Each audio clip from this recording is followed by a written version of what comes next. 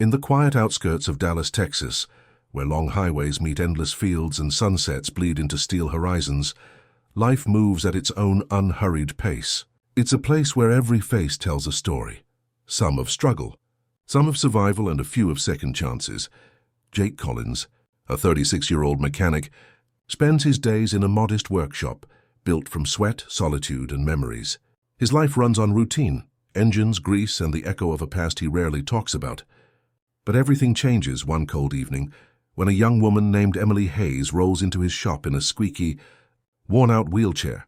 What begins as a simple act of kindness soon turns into something far deeper, a quiet connection between two people who've both lost something but haven't stopped believing in decency.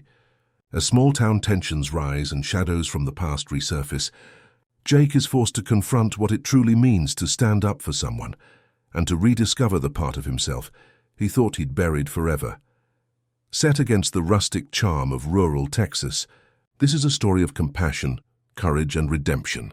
A story about how a broken mechanic and a resilient woman, bound by circumstance, learn that sometimes repairing something broken can mend more than just metal. It can heal hearts. Jake Collins had lived most of his life in a quiet town just outside Dallas, Texas. He ran a modest auto and bike repair shop that had once belonged to his father, a man known around town for his honesty and craftsmanship. Jake wasn't rich, but he was respected. His shop smelled of oil, metal, and dust, a place where hard work spoke louder than words. Every day he fixed cars, patched up bikes, and occasionally helped folks who couldn't pay right away. He liked keeping busy. It helped keep his mind from wandering back to things he'd lost. Most evenings, when the sun dipped behind the trees and painted the sky orange, Jake would close the garage, wash his hands with an old bar of soap, and sit outside with a cold beer. He liked the silence that came with dusk. The town wasn't big, but it had its share of stories, and Jake had learned to live quietly among them. He had no family left nearby and few close friends, but he was fine with that. Routine was his company, and peace was his comfort. One chilly evening in late November, the sound of squeaking wheels broke the stillness of his shop. Jake looked up from under a truck's hood to see a young woman struggling to roll herself inside. Her wheelchair creaked with every turn of the wheels, one of which looked dangerously loose. Her hands, small but strong, pushed the wheels with practiced determination. She wore a faded denim jacket and had auburn hair tied back loosely. Jake immediately noticed the exhaustion in her eyes, the kind people get when life hasn't been kind for a long time. "Evening, ma'am," he said, wiping his hands on a rag. "Need a little help there?" She smiled faintly, her cheeks pink from the cold. "Yeah," she replied softly. "I think my old chair's finally giving up on me." She tried to laugh, but her voice cracked slightly. Jake walked over and crouched down beside the chair, inspecting it carefully. The wheels wobbled, one of the brakes was broken clean off, and the armrests were frayed and torn. "Looks like it's been through a lot," he said. "I can fix it for you." Emily hesitated. "I don't really have much money," she admitted. "I was just hoping someone could maybe tighten the screws so it doesn't fall apart completely." Jake shook his head gently. "Don't worry about the money. You just leave it with me and I'll make it good as new." Emily blinked, surprised by his tone. Most people she met spoke with pity or impatience. Jake's voice had none of that. It was steady, warm, and genuine. "Are you sure?" she asked quietly. "I don't want to be a burden," Jake smiled. "You're not a burden. You're a customer. That's what I'm here for." As she handed the chair over, Jake noticed how carefully she moved, like someone used to doing things without asking for help. He found himself admiring her quiet strength. When Emily left, rolling herself out with the help of a temporary spare chair, Jake wheeled the broken one into the center of the garage. He ran his hand along the metal frame and felt a strange wave of emotion. His sister, Lily, had used a similar chair once. She'd passed away almost 10 years ago after a long illness, but Jake could still remember her laughter echoing through the garage as he tinkered with her wheels to make them faster. Fixing this chair suddenly felt different, personal. That night he stayed later than usual. The rain started outside, tapping against the tin roof as he worked. He replaced the bearings, straightened the bent rim, cleaned the joints, and even stitched the torn armrests with leftover leather from an old motorcycle seat.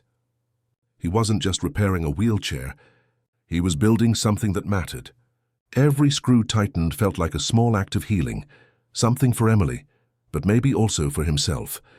When he finally stepped back and looked at his work, the chair gleamed faintly under the dim garage light. It wasn't brand new, but it was strong again, sturdy and reliable. The next morning, Jake opened the garage early. He found himself oddly eager to see Emily again, though he didn't know why. Around 10, she rolled in, her hair damp from the mist outside. "Wow," she said, eyes widening as she saw her chair. "It looks amazing." Jake grinned. "Told you I'd fix it up." She ran her hands along the armrests, testing the wheels and brakes. Everything worked smoothly, better than before. "How much do I owe you?" she asked. Jake waved his hand. "Don't worry about it. Just promise me you won't let it get that bad again." Emily smiled shyly. "You don't have to do that. I can at least bring you something, cookies maybe." Jake chuckled. "If you insist."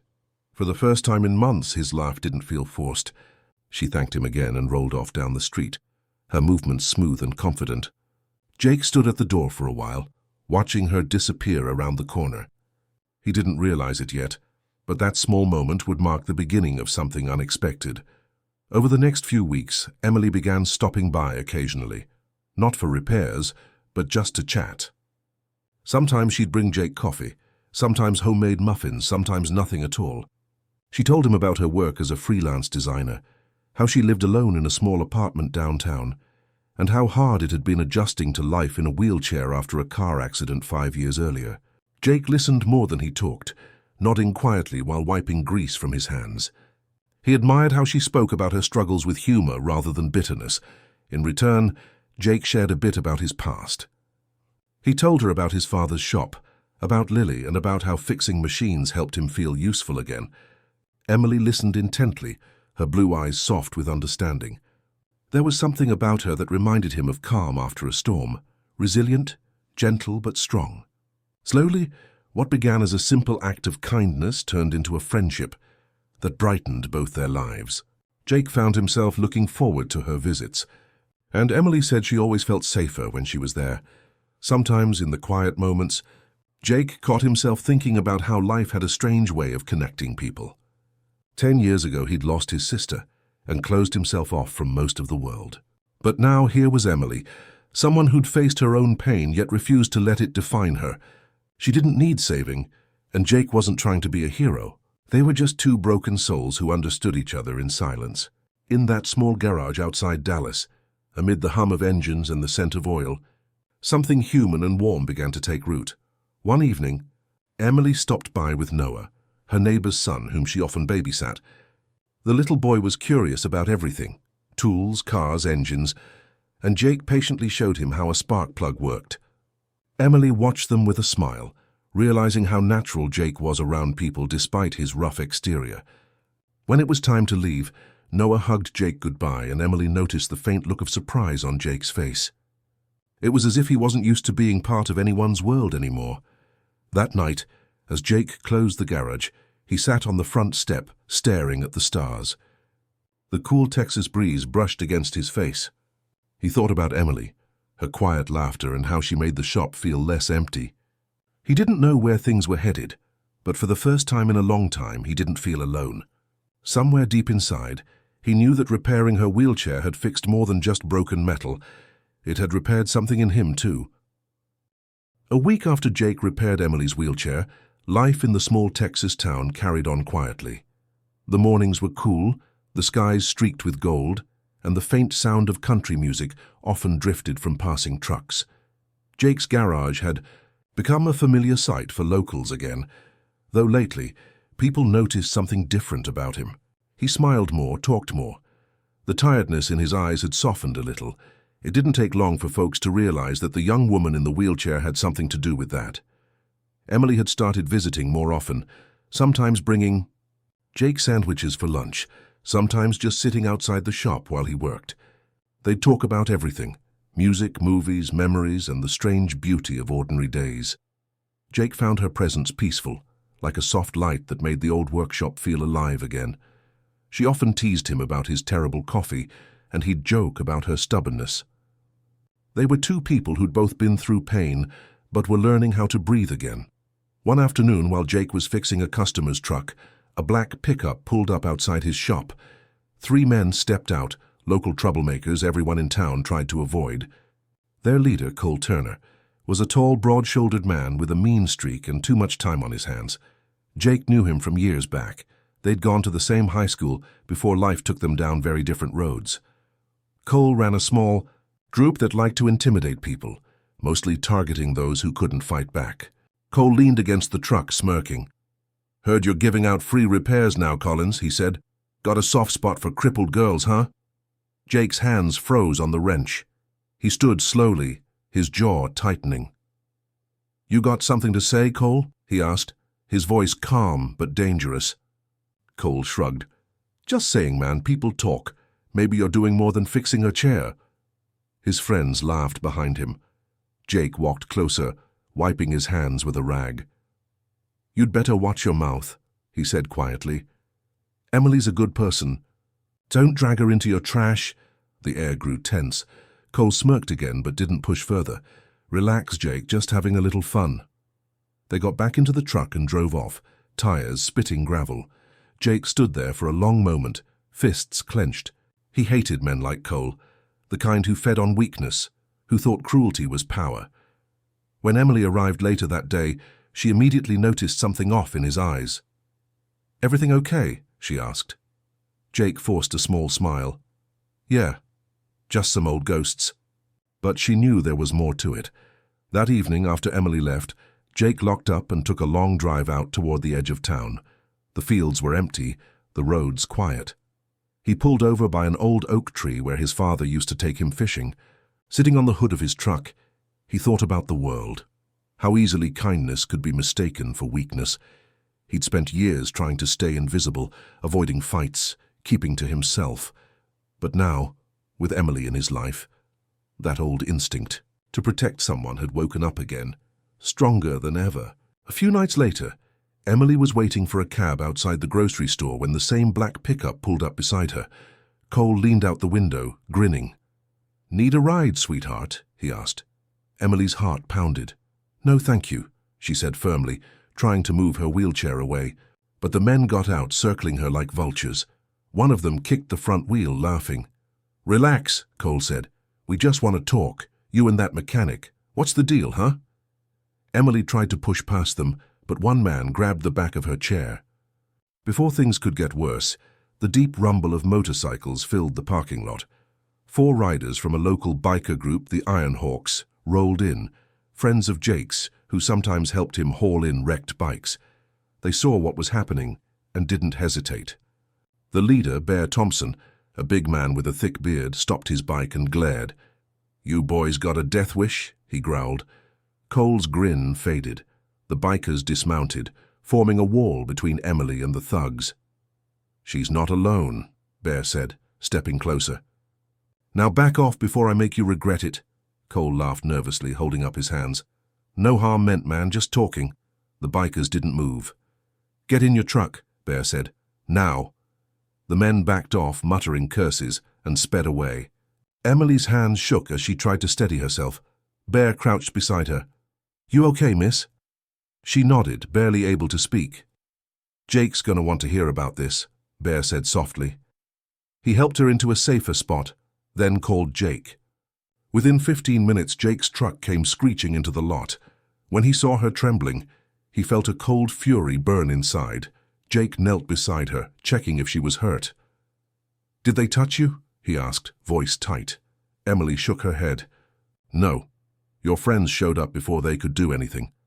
Jake looked over at Bear, nodding his thanks. "I owe you," he said quietly. Bear shrugged. "You don't owe me a thing, but those punks are asking for trouble." Jake helped Emily into his truck and drove her home. The ride was silent, but Emily could feel the storm brewing behind his calm expression. She reached for his hand. "Jake, please, don't do anything stupid." He didn't answer. That night, Jake sat alone in the garage long after midnight. The anger simmered like heat from an engine. He wasn't the kind of man who looked for fights, but something about what happened tore open a wound he thought had healed years ago. He remembered Lily, how helpless he'd felt when she'd been bullied at school, How he'd promised himself he'd never let someone vulnerable suffer again. Emily wasn't just another person to him now. She'd become part of his life, and he couldn't stand the thought of her being afraid. The next morning, word spread fast around town. People whispered that there'd been trouble at the grocery store, that Jake Collins was out for blood. He didn't deny it.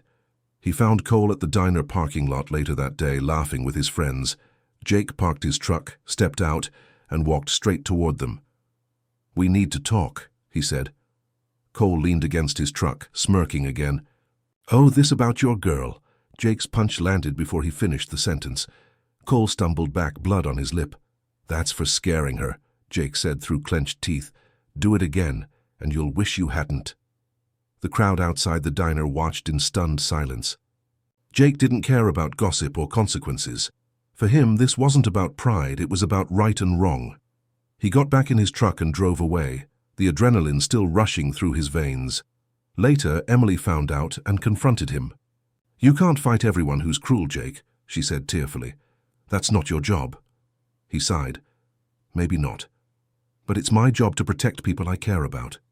Emily stared at him, her voice soft. "Then protect me by not losing yourself." Her words stayed with him. For days, Jake worked in silence, thinking about what she'd said.